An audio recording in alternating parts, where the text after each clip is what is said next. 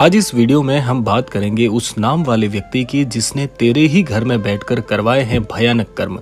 और नीम करोली बाबा की शिक्षाओं से जानेंगे कैसे ऐसे लोगों की पहचान की जाए और कैसे बाबा की कृपा से इनसे मुक्ति पाई जाए।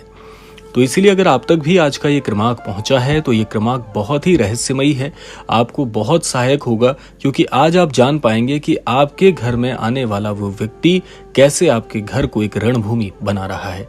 इसीलिए इस क्रमांक की एक एक बात बन जाती है आपके लिए बहुत ही महत्वपूर्ण। क्रमांक को पूर्ण अवश्य सुनिएगा ताकि संपूर्ण जानकारी आपको हासिल हो पाए। तो आइए बढ़ते हैं आज के इस दिव्य क्रमांक की ओर। सबसे पहले भाग में हम जानते हैं कि इन भयानक कर्मों का रहस्य क्या है। तेरा घर क्यों बना है रणभूमि के समान।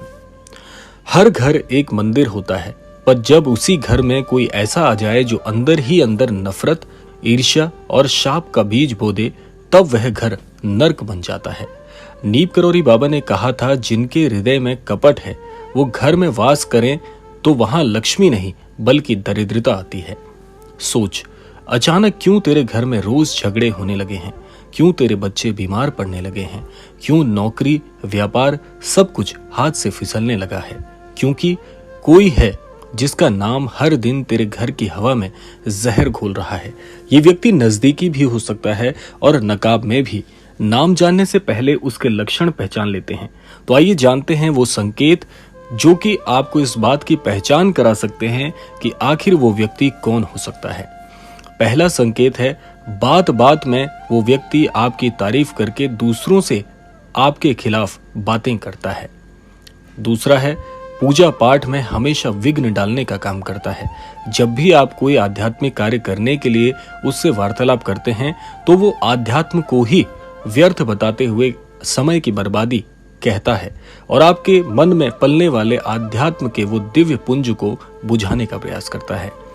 तीसरा है, हमेशा आपका हौसला तोड़ने की कोशिश करता है, आपकी मेहनत को आपकी बर्बादी बताता है, आपके जीवन में आपको कुछ करने की चाह से दूर ले जाता है और हमेशा आपको विघ्न वाले कार्य करने के लिए बोलता है। उसके घर में आते ही माहौल बदल जाता है, घर की ऊर्जा परिवर्तित हो जाती है और उसका घर में होना जैसे घर में बर्बादी का बुलावा बन जाता है। ये वो सारे संकेत हैं जो उस व्यक्ति की पहचान कराते हैं कि वो व्यक्ति आपके घर में किस प्रकार से नजर गड़ाए बैठा है और आपकी असफलता की दुआ मांगता है। आइए अब जानते हैं दूसरे भाग में उस नाम वाले व्यक्ति की पहचान क्या है। बाबा जी कहते थे, अगर कोई तुम्हें बार बार दोष दे, तुम्हारे काम में रुकावट लाए और तुम्हारी आत्मा अशांत हो जाए तो समझ लेना वह राक्षसी स्वभाव वाला व्यक्ति है। अब तेरे घर में जो हालात हैं वो बिना कारण नहीं है। वो नाम तुझे चकित करके रख देगा। नाम जरूरी नहीं केवल अक्षरों से जुड़ा हो बल्कि ऊर्जा से भी जुड़ा होता है। आइए जानते हैं इसका विश्लेषण कैसे करें। क्या यह व्यक्ति श या र नाम वाले अक्षर से है? आप अपने गृह स्थान में ऐसे व्यक्ति की तलाश करिए कि क्या ये दो अक्षर वाले कोई व्यक्ति आपके घर में पूरी तरह से अपनी पकड़ बना चुके हैं। क्या ये अक्षर के नाम वाले लोग आपके जीवन में ज्यादा जुड़े हुए हैं? क्या इनमें से आपको कोई व्यक्ति ध्यान आता है जो बिल्कुल इसी तरह से आपके घर में काम कर रहा है? क्या वह व्यक्ति धार्मिक दिखता है पर कर्म उल्टे करता है? क्या ये हर बार घर आकर कुछ अजीब बातें करता है जिनका किसी बात से कोई लेना देना नहीं? क्या इसके आने के बाद बार बार आपकी पूजा विफल हो जाती है? क्या इसके घर में कदम रखते ही आपके घर में क्लेश शुरू हो जाते हैं? महाराज जी कहते थे, नाम में ही शक्ति होती है पर बुरा नाम घर को बर्बाद कर सकता है। आज जो नाम बार बार जहन में आ रहा है वही तेरी हालत का जिम्मेदार है। आज जिस पायदान पर तू खड़ा है, जिस बर्बादी की ओर तू धीरे धीरे बढ़ता जा रहा है, यही अक्षर वाला व्यक्ति तेरे जीवन में किसी न किसी प्रकार से तुझे बर्बाद करने की साजिश रच चुका है। आइए अब जानते हैं भाग 3 में उस व्यक्ति के द्वारा किए गए भयानक काम। अब बात करते हैं उन कर्मों की जो उसने तेरे घर में बैठकर किए हैं। सबसे पहला काम है नींव में दरार डाली, यानी कि घर के लोगों को आपस में लड़ाना, किसी न किसी बात से आपके घर में ऐसा माहौल बना के रख देना जहां पर उस घर में सुलह का कोई भी मौका ना रह जाए। यानी कि आपके घर में भाई भाई को भड़काना और घर में माता पिता को ये एहसास कराना कि आपका पुत्र कभी भी आपके लिए अच्छा नहीं सोचता, वो आपको एक बोझ की तरह देखता है और ना जाने कैसी कैसी बातें करके आपके घर में रहने वाले सभी जनों को आपके खिलाफ उसने खड़ा कर दिया है। दूसरा काम है आपके पूजा स्थान का अपमान करना, जानबूझकर आपके पूजा के समय गड़बड़ी करना, यानी कि आप जैसे ही कोई आध्यात्मिक अनुष्ठान करने का प्रयास घर में करते हैं वो इसे व्यर्थ कहता है। वो कहता है ये तो मनगढ़ंत कहानियां हैं, ऐसा करने से तेरे घर में अच्छाई थोड़ी हो जाएगी, ये तो पैसों की बर्बादी है। इस तरह से दान पुण्य के काम करने से अच्छा तो कहीं घूमकर सैर सपाटा करके आ। इस प्रकार के उदाहरण वो आपके घर में प्रस्तुत करता है। तीसरा है काले मन से आपको किसी न किसी प्रकार से गिराने का प्रयास करता है, यानी कि घर की ऊर्जा को नष्ट करने के लिए अपने सारे काम दिखाता है। अगला है दिखावे की मित्रता है लेकिन भीतर से विष छिपा हुआ है। नाम का तो वो आपका मित्र के समान है, लेकिन वो ये चाहता है कि आपके घर में किसी भी प्रकार से सफलता के द्वार ना खुलें। तेरे बच्चों को मानसिक रूप से तोड़ने का प्रयास करता है और आपके बच्चों के लिए वो ये भी कहता है कि आपके बच्चे कोई काम के नहीं, ये जीवन में क्या करेंगे। इस प्रकार से ना जाने अपनी बातों के विष से वो आपके घर में आपके मन को, आपकी आत्मा को तोड़ने का प्रयास कर रहा है।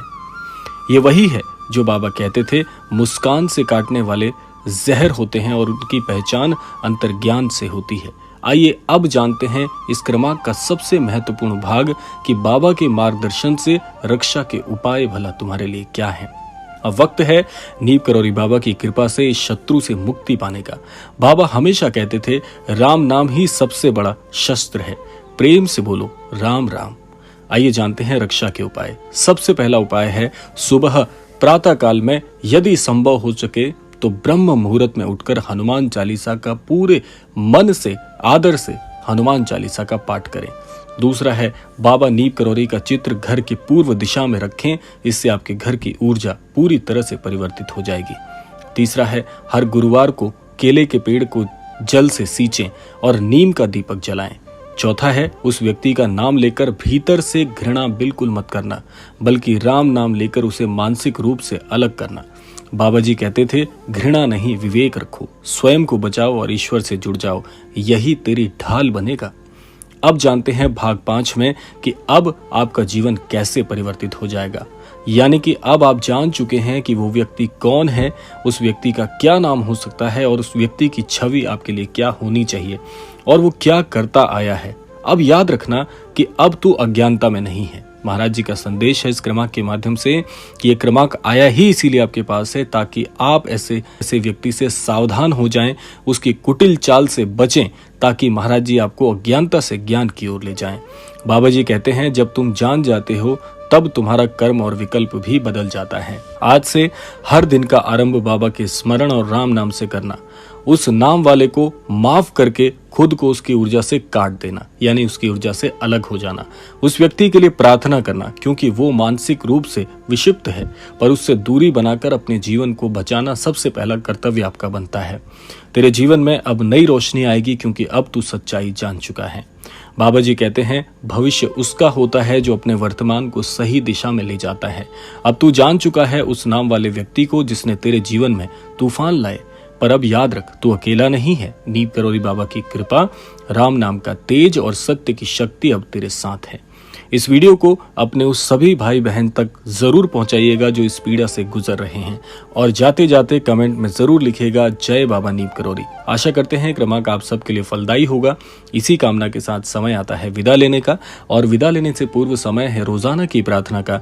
यही प्रार्थना करना चाहूंगा कि श्री महाराज जी के आशीर्वाद अनुसार आप सभी को सन्मति और सद्बुद्धि की प्राप्ति हो और इस संपूर्ण सृष्टि का, इस संपूर्ण लोक का कल्याण हो। इसी कामना के साथ विदा लेते हैं, मिलते हैं अगले क्रमांक में। तब तक के लिए जय श्री राम, जय गुरुदेव, जय उत्तराखंड।